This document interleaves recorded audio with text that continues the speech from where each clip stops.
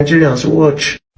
I saw a video of a Nigerian man claiming that they are going to be president in South Africa. I was like, is this an AI or is real? And now I started thinking, I think some Nigerians need psychological treatment. I'm Daddy Belly, the Billy that pays the bill. Yeah, quick one. You just finished watching a video. Our brothers are not really doing it right. Let me have a small meeting with my brothers. The reason I came is because of this thing of king. You see that guy called Henry from Yoruba that has been castigating us. 50%, I won't blame him. When you force yourself on a woman, it is called rape.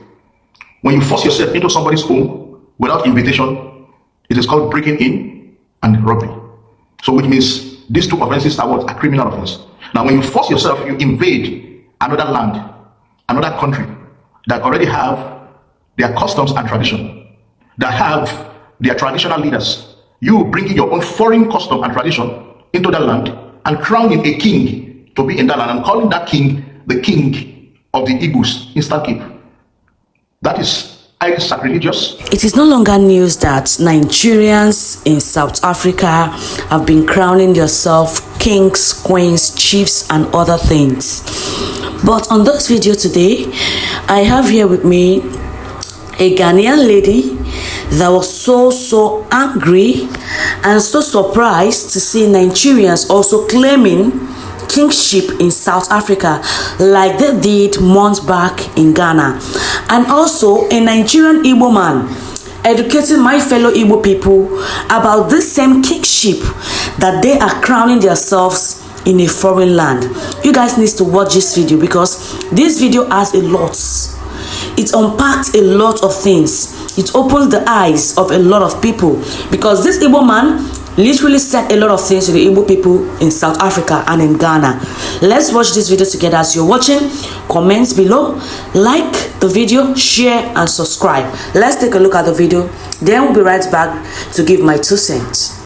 I saw a video of a Nigerian man claiming that they are going to be president in South Africa. I was like, is this an AI or is real? And now I started thinking, I think some Nigerians need psychological treatment. They need therapy. Some of them who come and sit on social media and talk in here, especially those who have left their countries and they are in other African countries and they are getting what their country failed to give them. For example, they are getting light, they are getting good roads to ride on, they are getting healthcare system, they are getting water to drink and water to shower. Now they have been able to know how to brush their teeth every morning, because when you don't have water in your country, how are you brushing your teeth in the morning? How do you even think about going to work? Because you don't have nothing to ride on. And the countries that have given you everything that your country refused to give you, instead of you to be grateful and be thankful to God that you, that one person, have been able to come out of that poverty and poor country called Nigeria, you are here on social media thinking that you want to become president in the country that has given you what your father country, your own country could not give you. You want to be president there. If you are able to become president, why didn't you become president in your country and fix the problem? If you have that sense and the knowledge to become president, why didn't you become president in your own country? Why did you choose to leave? Those of you who have left Nigeria, you are all cowards in the first place. You are cowards. You are all cowards. Because first of all, leaving your country and running away from your problems to come and sit in my country and tell me you want to rule me, it's a mental health situation at this moment. You are a casualty. You really need to go to some psychologists for treatment. And you see, this is the problem. And this is why South Africans will go all out on you and do what they do. And the people will say they are xenophobic because you are provoking these people. Isn't it annoying? Isn't it crazy how you think that the people who you came to meet in their country cannot rule themselves properly, but you are the smartest one who can come and rule them? Why are you Nigerians like this? Why can't you just be content? Why are you so entitled? Like the entitlement of some of you.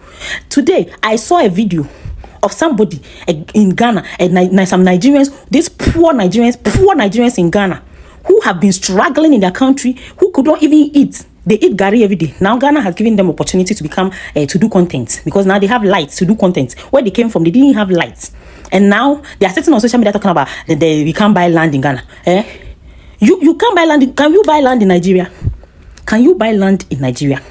Can you buy land in your own country that you came from? You dare not. Let alone a foreigner go and buy land. Even you, the natives of Nigeria, you can't buy land. You dare not. That is why most of you cannot live in your country, because if you try buying land, you are going to have to fight with juju, with physical weapon. You have to fight with all the strength in you. Everything that you have to fight with it, because it's crazy. The chaos and the problems you have to go through just to buy land in Nigeria. So you Ghanaians who will go and support that foolishness, let me tell you something. If somebody is telling you problems in your country, ask them problems in their own country. The fact that he has not been able to live in his country and he's in Ghana or he's in another person's country should tell you the kind of people they are. And the fact that they are complaining, you should shut up. You shouldn't complain, because you have more than what your country gave you. You have more than that, so you shouldn't complain. For the first time, I'm Daddy Billy, the Billy that pays the bill. Yeah, quick one. You just finished watching a video. Our brothers are not really doing it right. Let me have a small meeting with my brothers. The reason I came is because of this thing of king. You see that guy called Henry from Yoruba that has been castigating us. 50%, I won't blame him. 50% I won't blame him, because what is this thing? Every Igbo man want to be a king, want to be a chief.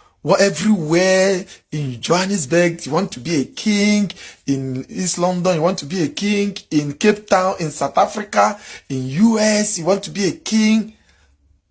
This thing is really getting out of hand. Let me really tell you what is deceiving you. This is what is deceiving you. You see this cap? Okbari. You want to be addressed as king, whatever. This thing is what is deceiving you. Here's another one.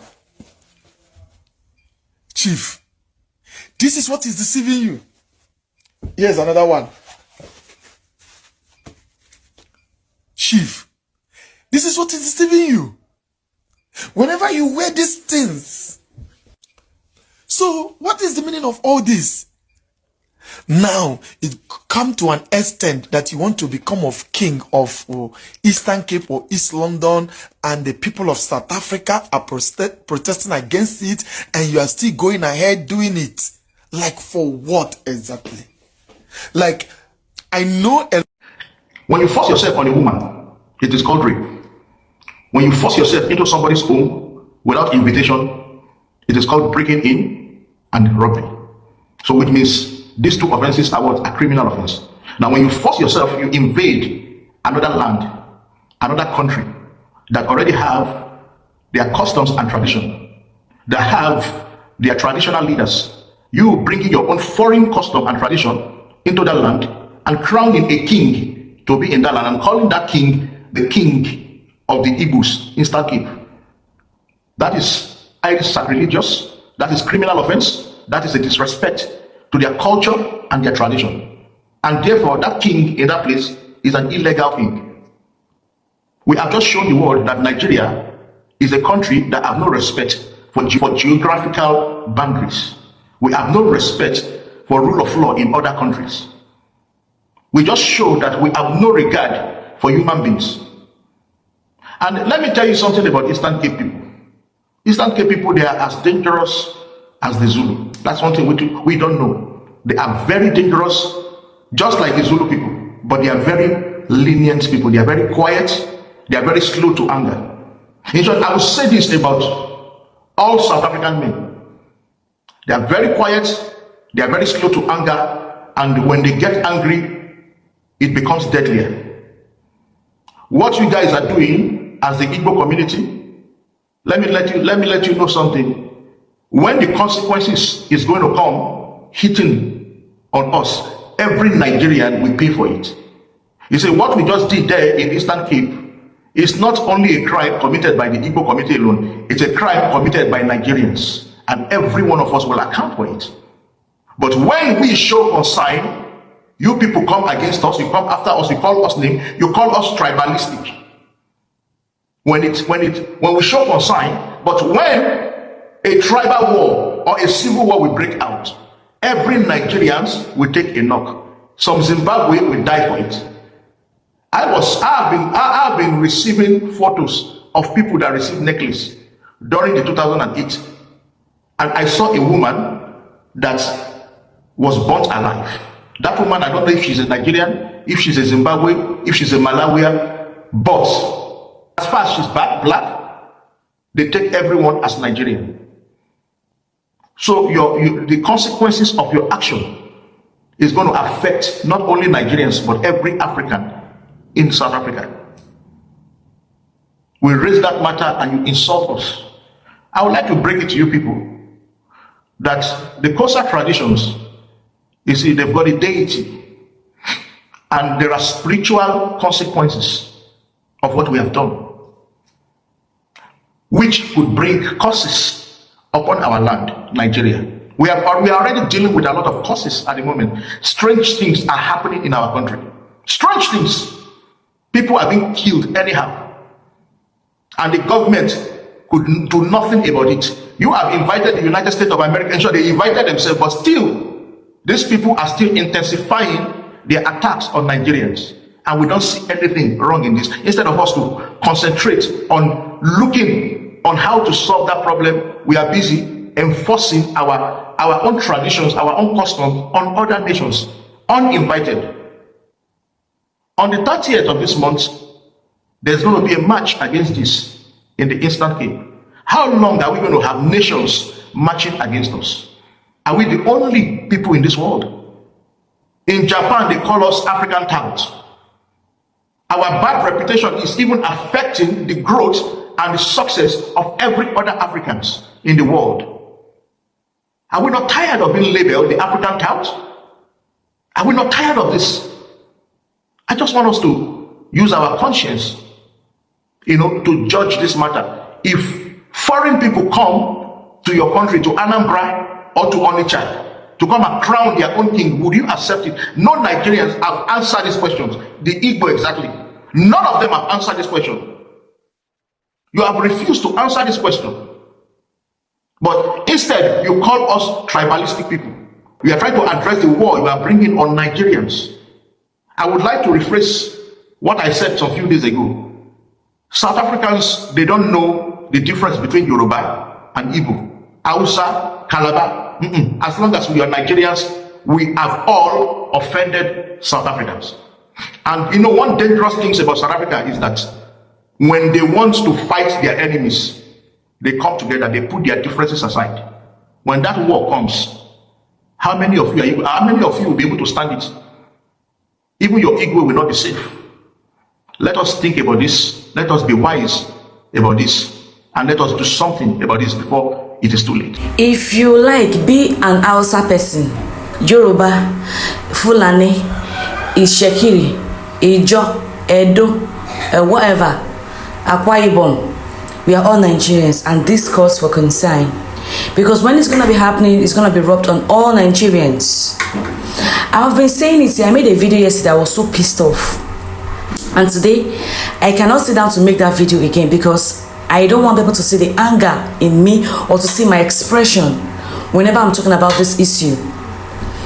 You see, it is high time Nigerians sit themselves down, ask questions. Why are we trying to get kingship outside? What is the importance of this kingship? It is the right thing to have a community of Nigerians in diaspora.